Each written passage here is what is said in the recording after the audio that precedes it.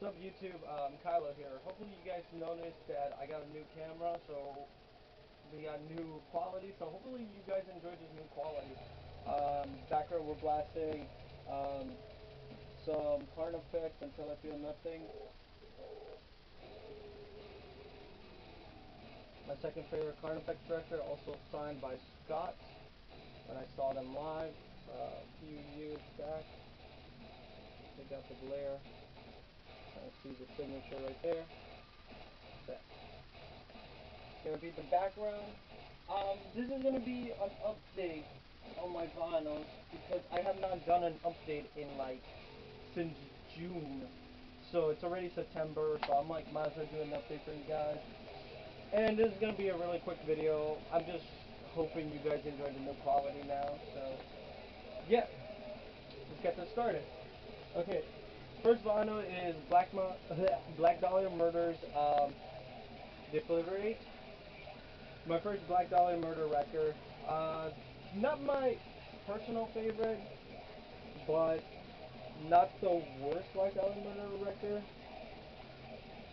Even though this was the first one I listened to back in the day when it first dropped. And it's on a golden yellow vinyl. Pretty cool. Yeah, this is a reissue. This is a repressed one. Like I said, not my favorite Black Dahlia Murder record, but one that I do enjoy blasting once in a while.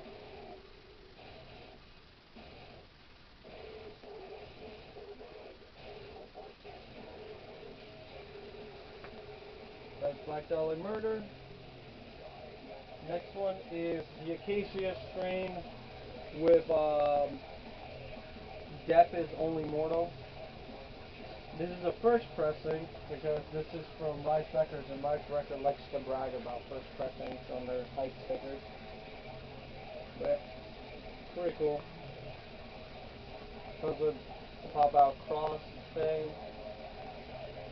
Comes with the CD. Also comes with just the record, which I'm not gonna take out the freaking sleeve. Comes with lyrics and like thank you. And then the record is on a pink vinyl, which is cool. The only problem is it's warped on one side really badly.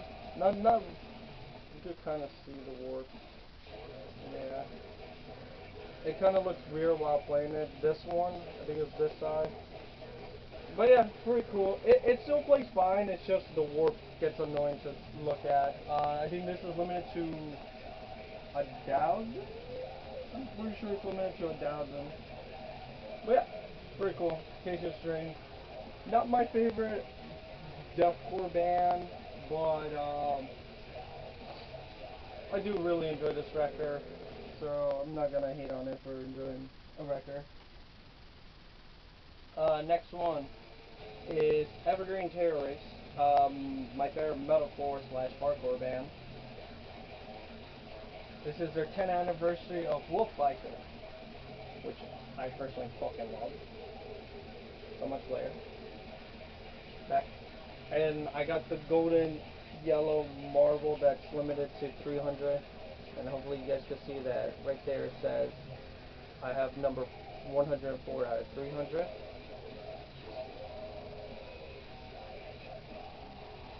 And golden yellow. It just looks white in the camera, but yeah. Pretty cool. Like I said, it comes with a poster also, which I'm too lazy to take out and then in the car thing. But yeah, really happy I have this. This one sounds great on vinyl. I'm really happy they finally released this. Next one that I still have not shown. Rings of Saturn. What's it? Ula, Utu Ula, Uta Ula. Sorry if I mispronounced that shit. Rings of Saturn has a weird fucking album name. But yeah, I got the mint green that's limited to 300 copies, which I'm excited, but at the same time I kind of hate this pressing. I'll explain why. Thank you. Gatefold with the full artwork.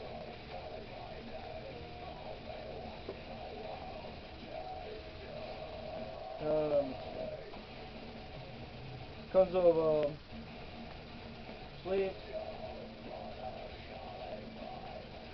the record itself, mint green. Fun is, side A skips. No, it does not skip. Side A has a lot of pops, and the sound on this record sounds amazing. Like, you could hear everything. The problem is, side A has all pops in every single song. That when you're like in the middle of enjoying it, you just hear. Especially during the slow breakdowns when you're just like, okay, it's gonna build up to you hear. So yeah, it's kind of annoying. Side B sounds fucking great, but side A is annoying. So I have not been playing this record as much because of that. I hate that. It's annoying hearing the record so clean, but then you just hear it every 5 seconds. You're just like, oh my fucking god. So yeah, I have not been playing this record, and I'm thinking about buying a different pressing of this record because I cannot be blasting this one that much if it has pop. I try to clean it, still does not help. Still has the fucking pop, so yeah. But it's a great album. Definitely one of my favorite deathcore records of this year. Another favorite deathcore record from this year. So this is Suffering. This is Palace of the Pessimist. A record that I know people have some mixed feelings about because their older stuff. I actually listen to their older stuff now. Now I'm more into updated. And I do see why people don't like it. But I still find enjoyment out of this record. But I'm not gonna hate on it completely because of that. This printer sleeve, it's upside down because there's a giant fucking crease there, and then the other side doesn't, so I just don't even put it. It's from Unity Leader. And this is on an awesome color. Purple with red splatter. Pretty cool.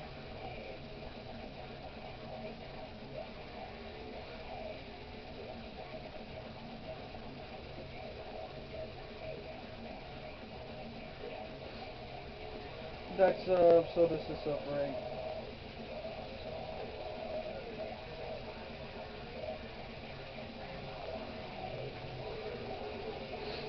Oh man, my nose is attacking me right now. Next one, Napalm Death. Scum, one of the best reissues from this year. This one sounds amazing. This is for the full dynamic range from Earache.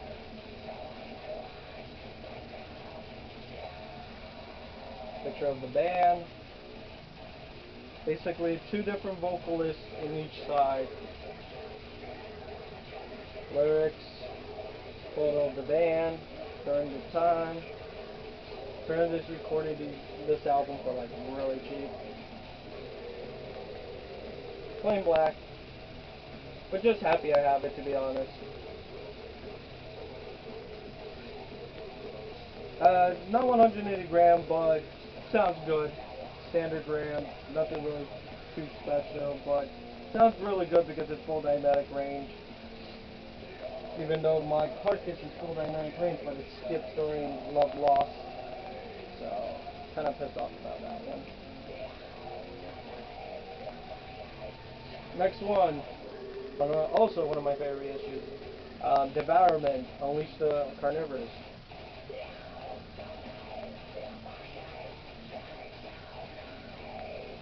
Something I've been waiting to get on vinyl because they only had a picture disc and I was gonna get it either way because I wanted this record. I love this inner sleeve because it says the band name and the title of the album, which is cool. And this is on an awesome, just solid silver marble. I thought it was gonna be a clear, smoky clear vinyl, but no, it became a solid marble, grave marble vinyl, which I am not complaining. I kind of prefer this over the one that it shows in the promo pic. So yeah, one of my all-time favorite Brutal Death Records. I fucking love this record. Finally happy I have it on vinyl. You can still buy this from Unique Leader's website, so definitely check this out if you could. I bought this and the other repress. Devourment Butcher of the Week. Not my favorite Devourment record, but I do enjoy blasting it once in a while.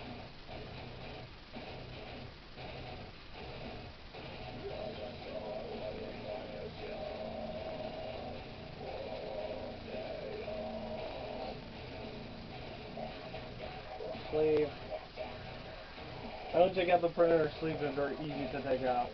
Because I hate this. And this is on an awesome half black, half mustard yellow. It looks white on the camera, but yeah. Pretty cool. Pretty fucking cool.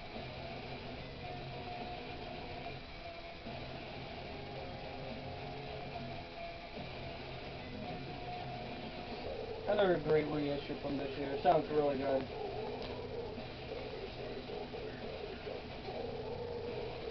Next one, another full dynamic range I also got. This is Bolt Thrower Realm of Chaos, which is my first introduction to get into Bolt Thrower, and I actually really enjoyed this. This is not bad. Sounds really good. I'm planning to get War Master also, like hopefully by the end of the year. But this is the one with the new artwork. I think I prefer the um, I think I prefer kind of the new artwork over the original one, but I do see why people don't like the new artwork.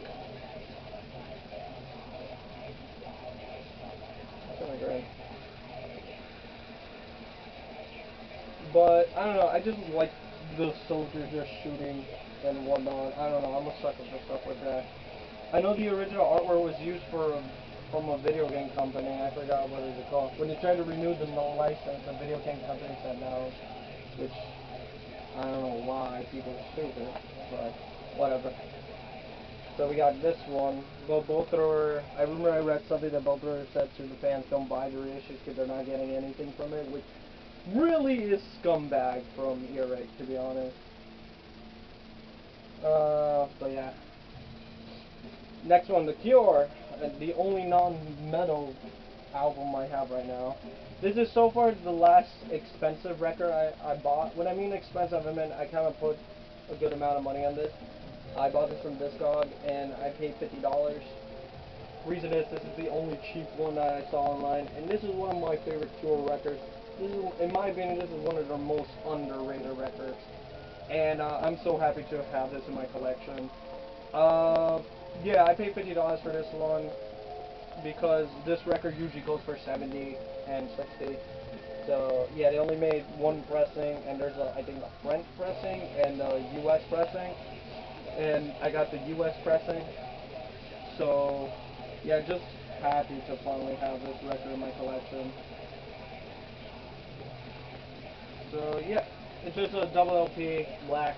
Nothing too crazy, but I love that fucking artwork. I love the Cure. This is self-titled Cure, by the way. I recommend listening to this. It's one of the best underrated records, to be honest. No one really talks about self-titled, which I personally do love. Next one is one of the most expensive reissues of this year. When I mean that, I paid. This is probably the second most expensive record I bought this year. There's a Black Dahlia Murders Nocturna. I paid 45 for this record, but I am satisfied because the guy sold it cheaper because it came in creased and whatnot. Hopefully if the camera can pick it up. Yeah, you can kind of see the crease, and then the back you can notice it a little bit more. But and I wasn't really like, I thought it was gonna be worse, but it's not as bad as I thought it was gonna be. So I was like automatically happy. And this is a reissue for the 10th anniversary. For some reason, people were like, "Oh yeah, this record people wanted $80. Everyone's fucking putting $80 for this record." But yeah, here it is, plain black. I mean, black and half blue, even though mine's more like not even a quarter. But yeah, Like probably less, more than a quarter. But yeah, here it is. Pretty cool. Sounds fucking great on vinyl. I am so happy I have this in my collection. One of my favorite Black Dahlia Murder records, and something I am so happy I picked up. I know I could have picked this up at the show, but I wasn't gonna pay money for the show because I was dealing with other shit. Now I'm still dealing with financial aid, so yeah. Like I said, it's gonna be a while since you guys probably see me do new record unboxing and whatnot, and I am terribly sorry about that. Next one is Rings of Saturn Embryonic Anomaly, which is Rings of Saturn's first record with the original vocalist, which I have a flag of it right there. Which, yeah. Rings of Saturn. So I just finished. Rings of Saturn right here. Pretty cool. First time on vinyl. The only time I've ever been on vinyl. No lyric sheet, which is surprising and whatnot, but it's just there on an orange clear vinyl, which looks nice. A few pots, but nothing too distracting like the other Rings of Saturn record. So I am really happy. And yeah, Rings of Saturn. I fucking love Rings of Saturn. Yeah, one of my favorite records that I picked up this year. But it's not a record of the year because it's old. But I'm just happy I picked this up. I may pick up the second album because that one slowly grew on me now. Not as much as this one, but I think I just should pick it up because I need to complete a collection of Rings of Saturn because I have this, I have their third record and their fourth record. I'm like, might as well just pick up freaking Diggler. I think it was the name Diggler, something like that. Because might as well just finish the collection. Last one we have is Dear Dissolution from Dire Murder. My favorite deathcore album from the year because this record is fucking amazing. This is probably, I paid $40 for the bundle. It was $30 plus for $10 for shipping, which in my opinion was ridiculous because it's like you only get a slip mat and probably just small little things, but it was $30 fucking dollars. It was like $10 fucking dollars for the shipping, so I was like, whatever. But yeah, here it is. Really happy I have this. Yeah, this is limited to 400 copies. Yeah, it was originally say 300 copies, but then once you get the hype sticker, it tells you 400 copies, which I just hate that they kind of did that to us. This is black paper sleeve of poly. And then the record itself, it's on a like splatter, yellow splatter thing. I forgot what it says here. Let me see. It's yellow with white and ox blood splatter. Yep. Pretty fucking cool. I love this one. This one looks gorgeous on vinyl. Yeah, so I guess that's all the record I'm going to show you right now because I don't know. That's all I have right now. And the rest is just like the little things that came with it, like this lanyard card and this other shit that I honestly didn't really care about. I just cared about this and the slip mat because I really like the album cover. So it came with a slip mat of that, which is on my turntable right now.